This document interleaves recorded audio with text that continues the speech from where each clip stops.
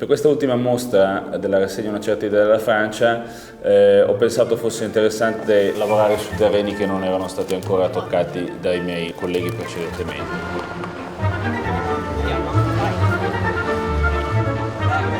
Per questo motivo ho pensato ad una mostra che fosse costruita in qualche modo come uno spettacolo in 3 tempi, di cui la prima e l'ultima fossero delle performance, dei momenti performativi, e la seconda fosse una specie di intervallo, di momento di pausa, se vogliamo di silenzio.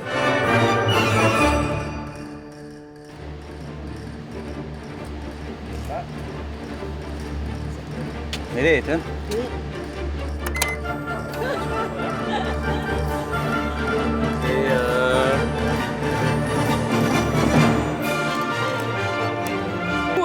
Decidete 2,50, poi 18. Lo spettacolo è appunto il tema, diciamo, portante della mostra, perché di spettacolo ragionano in modi diversi 3 artisti.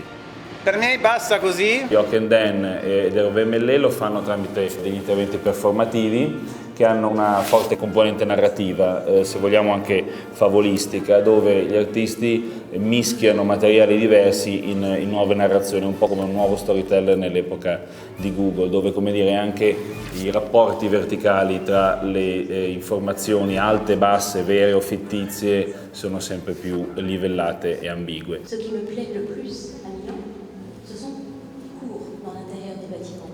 Et pour moi, les colonnes sont à l'architecture, ce que le chant est à la musique.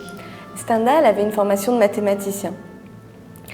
Il a même gagné en 1799 le premier prix de mathématiques de l'école d'ingénieurs de Grenoble. Et en même temps, il a vécu pendant assez longtemps en Italie, et notamment à Milan, où il a élaboré sa théorie de la cristallisation amoureuse. Pendant son voyage en Italie, il a éprouvé un sentiment extrêmement violent face aux œuvres d'art, à l'art italien. La violence de ce sentiment a été interprétée au XXe siècle comme une maladie psychiatrique qui peut être très grave. Donc c'est Graziella Magherini qui l'a diagnostiqué, c'est le syndrome de Stendhal. Et je crois que notre approche, en fait, dans ce projet pour scène ouverte, c'était vraiment de conjuguer à la fois cette approche mathématique et un volet plus sentimental. Et le lien entre les deux, ce sont les larmes.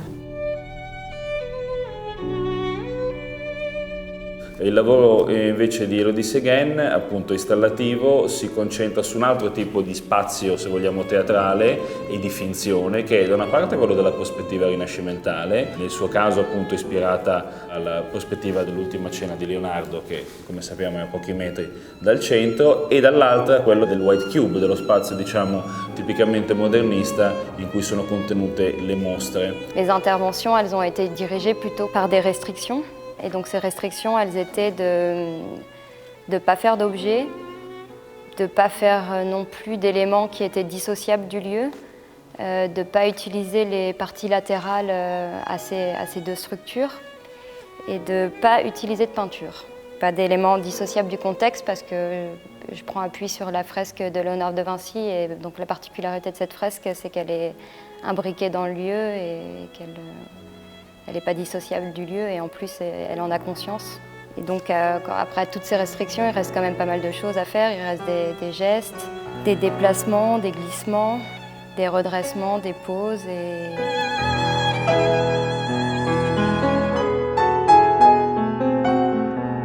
Pour la personne qui entre dans l'exposition, elle a un point de vue d'entrée qui perturbe la réalité du lieu puisqu'on croit que les 2 structures se prolongent et sont qu'une alors qu'il y en a 2.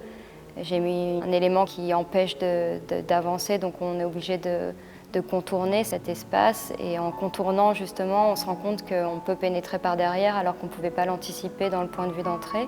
On a plus que des indices en fait, on a les éléments pour reconstituer mes gestes. Diciamo che la mostra voleva anche confrontarsi con una situazione che Chris Sharp, un critico americano ma che vive a Parigi, ha definito nel testo in catalogo discursive turn, cioè svolta discorsiva, cioè un'arte basata fortemente sulla narrazione, dove gli artisti usano anche modalità come la conferenza, come il dialogo, e in questo senso rispecchiano una situazione molto frequentata, soprattutto nell'arte francese. anche l'accendino. On a demandé aux gens de se libérer de leurs objets précieux mais lumineux pour permettre qu'un geste très simple, éteindre la lumière, puisse avoir une conséquence physique. Le noir absolu, c'est assez difficile à faire, même si le geste est juste... Nous vous remercions pour votre patience. Surtout ceux qui étaient les premiers à nous rendre leurs objets à l'entrée, qui sont déjà dans cette salle depuis environ une vingtaine de minutes, peut-être 15, et qui ont vu les autres entrer. Moi, j'ai passé, je pense, 2, 3, 4 heures hier nuit à trouver les sources lumineuses dans la salle de cinéma. Et j'ai essayé de trouver, mais il y avait toujours encore des lumières. À côté de moi, il y avait un petit truc que je ne pouvais pas voir. Il y avait ta caméra qui pop, pop, pop. Il y avait quelque chose que je n'avais pas assez bien couvert. Mais je pense que ça ne s'est pas vu dans la salle et la salle était assez sombre. Peut-être que vous pensiez à ce que vous auriez pu faire maintenant avec votre portable et combien de contacts vous perdriez si vous le perdriez. M'intéresse surtout ce que vous feriez si vous n'étiez pas ici. Qu'une petite geste comme mettre une pièce de sucre dans un café et voir comment ça fusionne le sucre et le café, qu'une petite geste comme éteindre la lumière puisse avoir un impact sensuel ou sensitif, physique, un impact physique sur notre expérience.